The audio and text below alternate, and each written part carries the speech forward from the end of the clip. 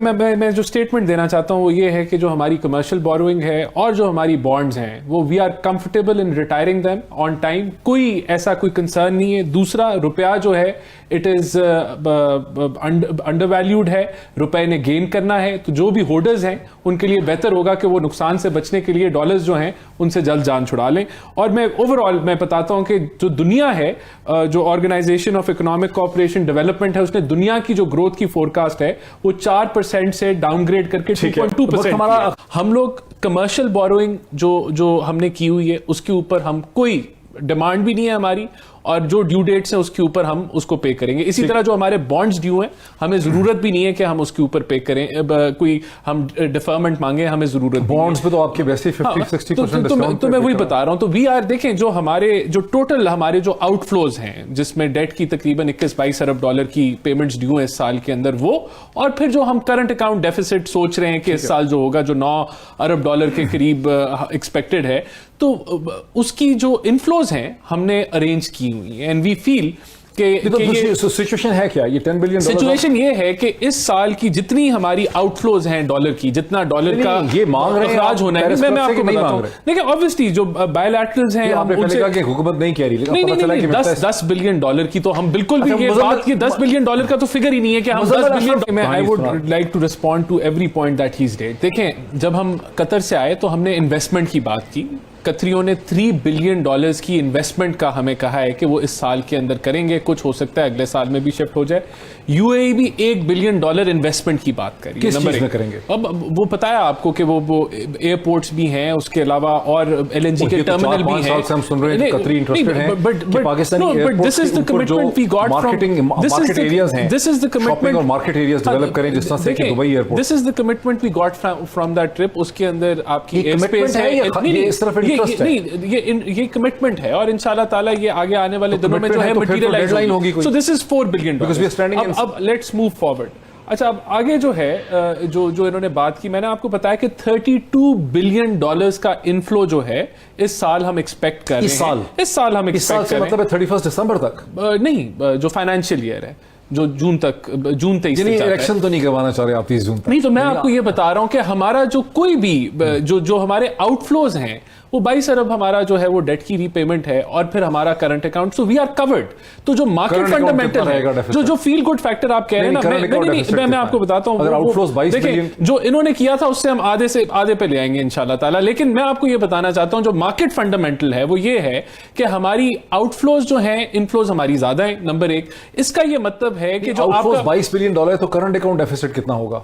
देखिए, मेरे ख्याल से 8-9 अरब डॉलर, 9-10 अरब डॉलर हो जाएगा। फ्लड्स आए उसकी वजह से कुछ 1-2 अरब का और इंपैक्ट पड़ जाएगा, but that is the target कि हम इसको वहीं कंट्रोल करेंगे। $32 बिलियन का इतना खूबसूरत जो मैजिकल फिगर है, ये कहां से आ रही है? मैं आपको बता देता हूं, फ्रेंडली कंट्रीज का रोल ओवर है $7 बिलियन का, और जो है वो मल्टीलैटरल से हमें सऊदी अरब का तो रोल ओवर हो चुका है। हाँ, हो चुका है, तो वो इंक्लूडेड है ना। वो कितना था? तो मैं सो लेट मी, जो मुझे जरा मोटी बात करने दें कि ये चीज तो हो गई। तो इसका ये मतलब है कि मार्केट फंडामेंटल्स हैं कि हमारे आउटफ्लोज इनफ्लोज जो हैं वो कवर्ड हैं, बल्कि हम रिजर्व्स भी बिल्ड करेंगे बाय $4 बिलियन इंशाल्लाह ताला by the end of this year.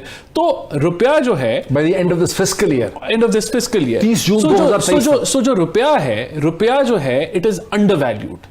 और रुपया जो है वो एक फ्लड्स का इंपैक्ट आ गया, एक जो मार्केट सेंटिमेंट जो फ्लड्स की वजह से डेवलप हुआ, और ये जो पॉलिटिकल इंस्टेबिलिटी जो इमरान खान क्रिएट कर रहा है उसका फैक्टर था। लेकिन मैं समझता हूं दार साहब के आने से मार्केट सेंटिमेंट चेंज हो गया, और वो जो इंपैक्ट था आपने स्टॉक मार्केट में भी देखा। नहीं, मैंने 3 दिन 4 दिन या 2 महीने। अब मैं आपको ये बता रहा हूं ना, फंडामेंटल ये है कि आउटफ्लोज इनफ्लोज हमने कवर कर लिए, बल्कि सरप्लस कर लिया, और फिर इसका ये मतलब है कि we are looking at an exchange rate stability, we are looking at rupee strengthening।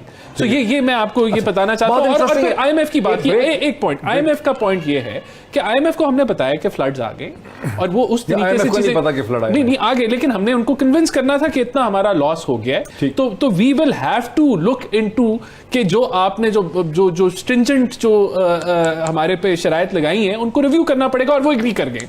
नहीं, मैं समझता हूं ये बिल्कुल गलत है, और डॉन ने एक एडिटोरियल भी लिखा है। अगर मैं इसको एक्सप्लेन करूं तो जो पहले 3 साल थे हमारी 2013 से 2016 का जो टाइम था, उस वक्त तो अगर आप उस वक्त के करंट अकाउंट डेफिसिट्स निकाल के देखें तो वो 2-3 अरब डॉलर की रेंज में थे।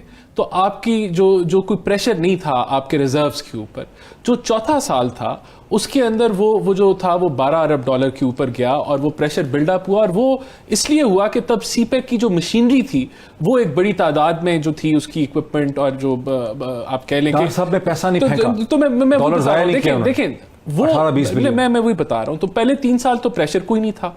चौथे साल 12 अरब का मैं एडमिट कर रहा हूं कि करंट अकाउंट डेफिसिट आपका क्रिएट हुआ और आपके रिजर्व्स पे मैं वही बता रहा हूं आपके रिजर्व्स पे प्रेशर आया और वहां से हुआ वो, लेकिन उनको कंटिन्यू नहीं करने दिया गया। अगर वहां उस वक्त डिस्टेबलाइज ना होती हुकूमत, अगर उस वक्त नहीं करने दिया, वो तो खुद चले गए थे। नहीं, हमारी जो गवर्नमेंट है वो खत्म हो गई थी ना, नवाज शरीफ की गवर्नमेंट खत्म हो गई थी, शायद खान अब्बासी आगे, लेकिन एक मोमेंटम टूट गया। तो वो मैं समझता हूं डॉक्टर साहब खुद चले गए पाकिस्तान से। बिल्कुल आपने कहा कंटिन्यू नहीं करने दिया ना। किसने नहीं करने दिया? हुकूमत जो थी नवाज शरीफ की खत्म हो गई। सिर्फ नवाज शरीफ साहब क्या हुआ ना, गवर्नमेंट तो आपकी की रही थी।